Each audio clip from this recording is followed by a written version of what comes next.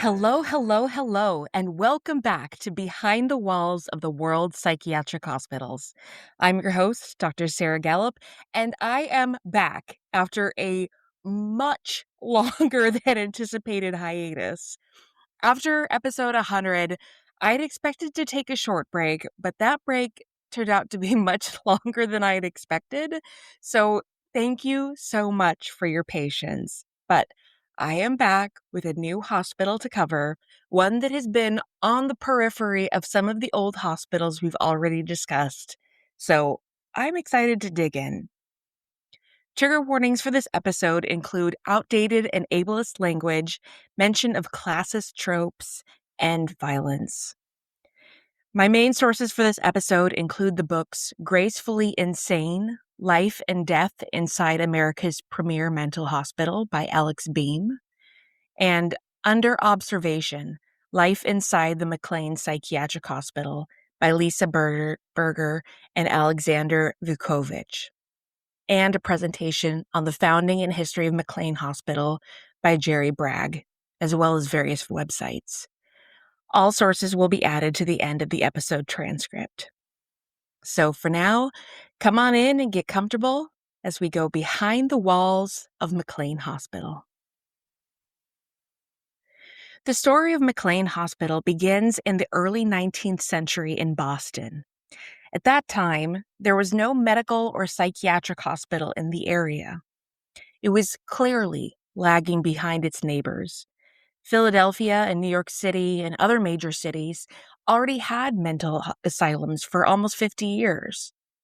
For the time being, anyone in Boston with any sort of mental disorder was either treated at home or sent to almshouses in the area, where treatment was a generous term. Instead, it was more like isolation and containment. In 1811, a circular went out to the wealthiest people in Boston, asking for their support to start what would become Massachusetts General Hospital. This attempt was interrupted by the War of 1812, and so nothing really came of the matter until years later in 1814. At that time, they were able to redistribute the circular to the wealthy families once more and raise about $95,000 in a couple of weeks, this time in donations for a psychiatric asylum. They set about to form a panel of trustees for the Massachusetts General Hospital and what was originally called the Charlestown Asylum. There were 55 members in total, most of whom came from New York aristocracy and included prominent names such as former President John Adams, his son, future President John Quincy Adams, a future vice president, a future Supreme Court justice, and a future Harvard president. Not too bad of a start for the new hospital. The asylum was located on a piece of land overlooking the harbor in Charlestown in the area known as Somerville, so it was sometimes called the Somerville Asylum. On the land was a home that had once belonged to Joseph Barrell and was thought to be the most beautiful country home in all of New England. It sat on 18 acres of land, and since Barrell was a horticulture enthusiast, he had ornamental plants and fruit trees imported from Europe. He had stables and dovecotes, greenhouses, fountains, even exotic fish pools. But Barrell didn't get to enjoy his home for long, as he died in 1804.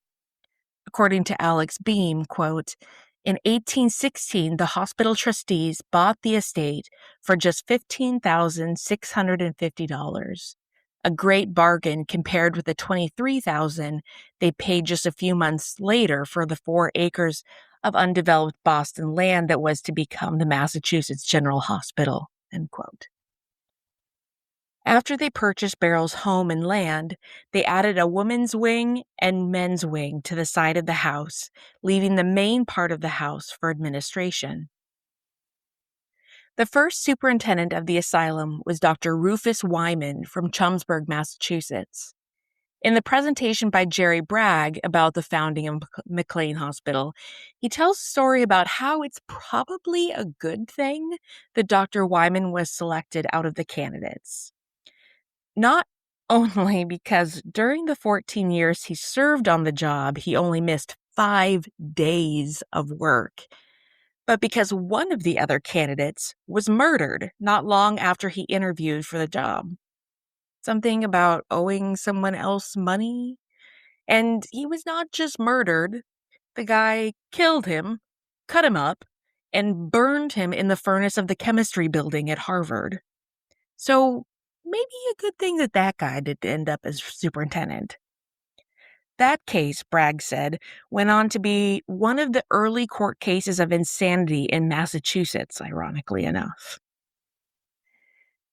The asylum officially opened on October 1st, 1818, and admitted its first patient on October 6th, 1818.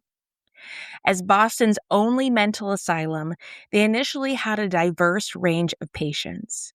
Alex Beam points out, quote, "Still, because the incorporators did not want their new hospital to become a merely pauper establishment, they successfully resisted the legislature's demand that they admit charity patients for free.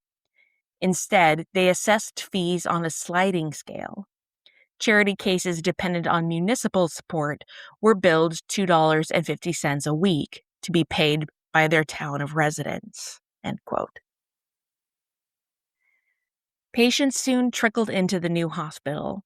All new patients were reviewed by the trustees and by the superintendent prior to admission. The asylum based its management of patients on the principles of moral treatment, a concept developed by the French psychiatrist Philippe Pinel. After the French Revolution, Pinel had been given leadership of the notorious Bicêtre Asylum in Paris, where inmates were chained and whipped with the hope of, quote, awakening them from their madness. Pinel's philosophy, instead, was to remove inmates from their chains and provide them with basic hygiene and humane living conditions. Instead of the brutal beasts that everyone had warned him of, most turned out to be harmless. They had simply mirrored the violence enacted upon them. As a result, Pinel wrote about his endeavors, and the concept of moral treatment swept across Europe and eventually over the ocean to the United States. Dr. Wyman applied the principles of moral treatment at the asylum.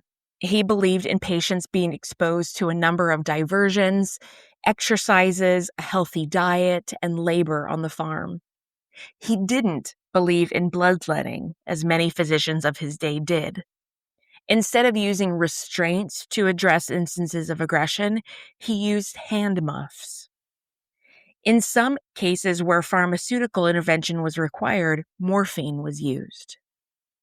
By the end of 1821, 146 patients had entered the asylum. But there was one problem. The hospital was in debt. Enter an unlikely hero. In 1823, a prominent Boston merchant died.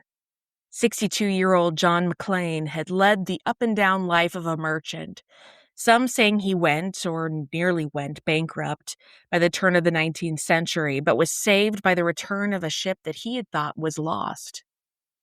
He then made a large sum of money on molasses, of all things, during the War of 1812.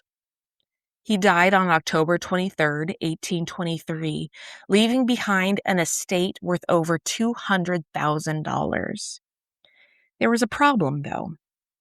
McLean's will had a flaw. It did not state what to do with the remainder of the funds after everyone had received their share. So it became subject to a series of Massachusetts Supreme Court cases, including Harvard College v. Armory. In the end, the remainder of his estate, over $90,000, was left to the Massachusetts General Hospital, $25,000 specifically to the asylum. The hospital board of trustees decided to honor his legacy, by renaming the asylum after the late donor. And so in 1826, the Charlestown Asylum officially became the McLean Asylum for the Insane. After 14 years as superintendent, Dr. Rufus Wyman retired from McLean and was replaced by Dr. Thomas G. Lead, who had been serving as assistant physician under Dr. Wyman for several years. He had trained at the Institute of Living in Hartford, Connecticut. Dr. Lead was important to the asylum because he was the one who set up the first patient library and implemented dances and religious services. Like Dr. Wyman, Dr. Lead was also a proponent of moral treatment and aimed to keep the practice going at McLean. Sadly, he died only a year and a half after starting the job, and the cause isn't clear. We know he was young, but the reason is lost to history. The third superintendent was Dr. Luther V. Bell from New Hampshire, who began his tenure in 1837. He had been a state senator who was instrumental in setting up a state hospital in Concord, New Hampshire. Dr. Bell would later go on to become a founding member of the Association of Medical Superintendents of American Institutions for the Insane, an organization now better known as the American Psychiatric Association, or APA. Dr. Bell had published a book on heating and ventilating buildings, so he brought his expertise to McLean. He set up steam heating throughout the asylum, as well as running water and gas lighting. These were important progressions in the mid-19th century. Sadly, expansion in some areas meant degradation in others. The concept of moral treatment seemed to go by the wayside as the asylum expanded, and more patients were admitted. The initial tranquil environment was starting to be lost. New buildings were added, railroad tracks were put in, and more land was acquired by the asylum itself. Terry Bragg reported in his presentation that the railroad crowded the area and polluted the river and the polluted river was getting filled in. This was unsuitable for McLean because, as Dr. Bell saw it, McLean was becoming home to an improved class of sufferers, quote unquote. This is where we start to see the socioeconomic divergence of patients begin. When Worcester State Asylum had opened in 1828 and the Boston Lunatic Hospital opened in 1839, many of the pauper patients at McLean had been siphoned off and sent there, leaving more of the, quote, elevated class of patients remaining. McLean's official historian Sylvia Sutton puts it, quote, towns sent their paupers to Worcester, while wealthier families showed more eagerness to refer mentally ill relatives to McLean, end quote. By the mid-19th century, Sutton continues, pauper patients became the exception at McLean. As a result in the change in demographic, Dr. Bell catered to them by making improvements to the living conditions. According to Alex Beam, quote, carpeting, wallpaper, mirrors, open fireplaces, and elegant furniture now graced the halls.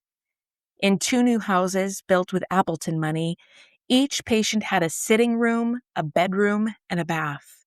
There were also lodgings for private servants, end quote. And there were additional suites built just for wealthier patients. This is a side note, but also a fun fact. You may not have known that the Mary mentioned in Mary Had a Little Lamb was A, a real person with a real lamb, and B, connected to McLean.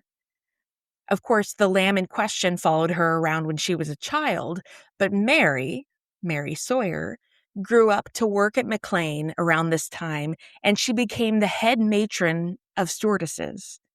After she married, she founded the Mary Belknap Sewing Society for working with women patients.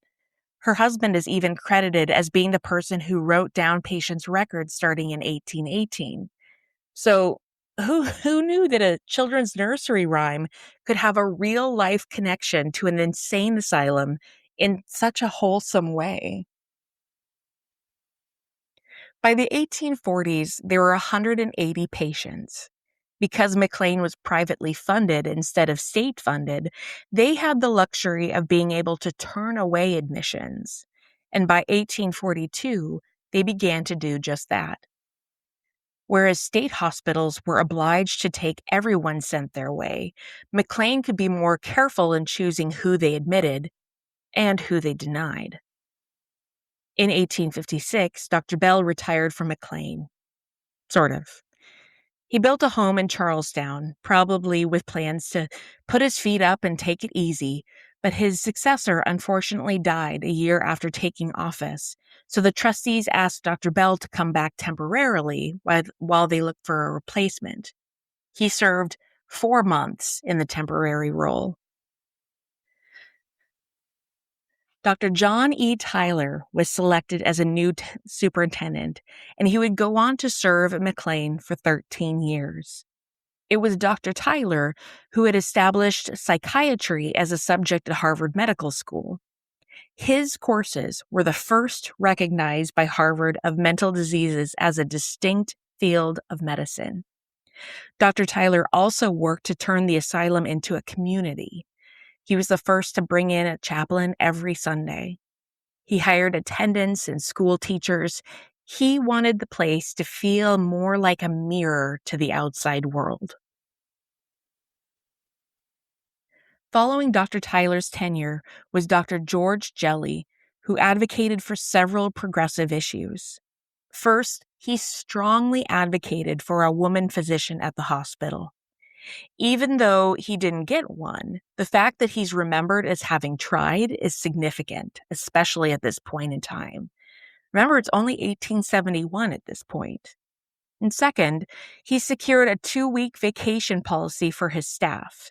Until that point, they only had 1 day off per month. It's not much by today's standards, but I'm sure they were grateful for it. It was also Dr. Jelly who bore the greatest burden of the asylum having outgrown its space. In 1875, the trustees purchased 107 acres on Wellington Hill in Belmont, with plans to begin constructing a new building sometime in the future. Most of the planning for the new site would be left for the subsequent superintendent, Dr. Edward Coles, who started in 1879. According to the McLean website, quote, "The trustees and Dr. Coles agreed that the campus should be developed and constructed according to a cottage plan, which called for the erection of a number of cottages where individual patients received care, surrounding a large administration building." According to Dr. Coles, the cottage plan was intended to create a residential rather than institutional effect for patients, end quote.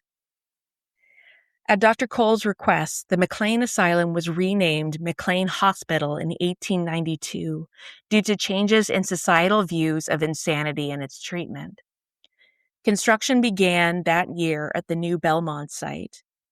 Terry Bragg points out that most of the labor for the new facility was completed by Italian immigrants. By April 1895, the first patients were transferred from Somerville to Belmont.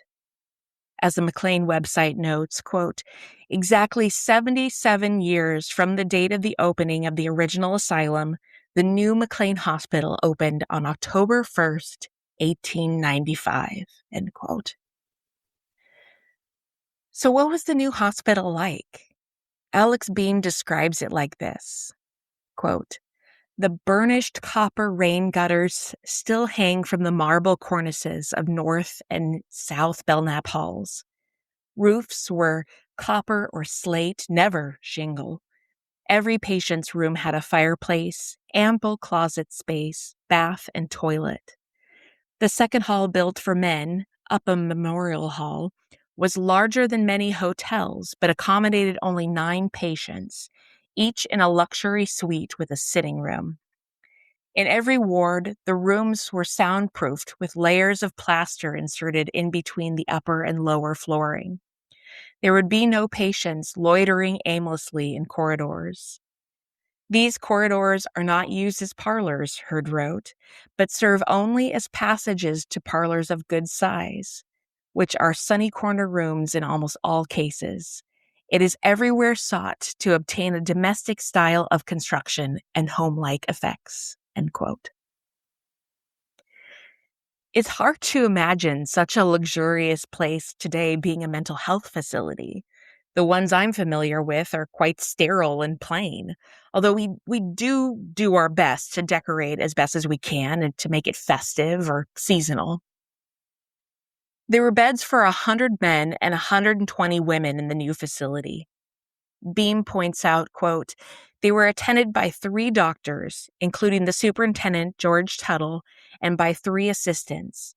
For most of the century, the campus would be split along north-south and male-female lines, the men's division occupying the northern tier and the women's division the south. The nurses were mainly women. Because of a local labor shortage, many of them were recruited from high schools in Maine and Nova Scotia, end quote. The following year, in 1896, they built Hope Cottage, which was the first single-patient cottage. This was designed for the wealthiest patients, and it was intended for one patient and his or her occupants to occupy. Beam describes them like this, quote, it was a cottage in name only, not unlike the sprawling flagstone Berkshire cottages that graced the landscape of Edith Wharton's New England novels. The 5-bedroom, 2-story colonial revival home faced west, overlooking a terraced garden and rolling hills of Belmont. On the ground floor, one found an entry hall, a dining room, a living room, a spacious sunroom, a kitchen, a pantry, and a china closet. Each of the 2 ground floor bedrooms had a separate bath and a 3-foot by 5-foot closet. Upstairs, there were 3 smaller bedrooms with smaller closets, all sharing one bath, the servants' quarters. Also on the second floor were 2 storerooms and a linen closet. All this was for one patient and the requisite support staff, end quote. The difference between having this entire home for one patient in McLean and having thousands of patients piled on top of one another at the nearby state hospitals speaks to the huge economic inequities between mental health treatment. Wealth certainly could afford the best. In addition to overseeing all the new construction, Dr. Coles also established a nursing school and research lab, the latter of which was the first of its kind in a psychiatric hospital. He was also the first to accept male nurses for the position. All in all, he made great strides in the progression of the hospital. And that's where I think I will pause the story of McLean Psychiatric Hospital. There's plenty left to tell, so be sure to tune in next time. I promise it won't be another 4 months before I release the next episode. But thank you again for your patience. And as always, thank you so much for listening. And thank you to so many of you who checked in to make sure I was okay during my hiatus. Everything is fine. I just had so many setbacks that kept me from recording. And it warms my heart that so many people wrote to me to make sure I was all right. I really, truly appreciate this community that we're building. And I thank you so much for listening. If you haven't done so already, be sure to check out the Facebook page called Behind the Walls Podcast and Instagram at Behind the Walls Pod. Feel free to support the show on Beacons or on Patreon, starting for as little as $3 a month. But as always, remember the words of Maya Angelou. Do the best you can until you know better. Then when you know better, do better. Until next time. Thank you so much for listening to Behind the Walls of the World Psychiatric Hospitals. Once again, I'm your host, Dr. Sarah Gallup. Cover image is by Christopher Payne.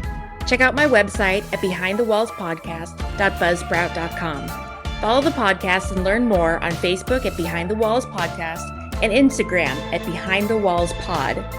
For questions or recommendations, email me at behindthewallspodcast@gmail.com.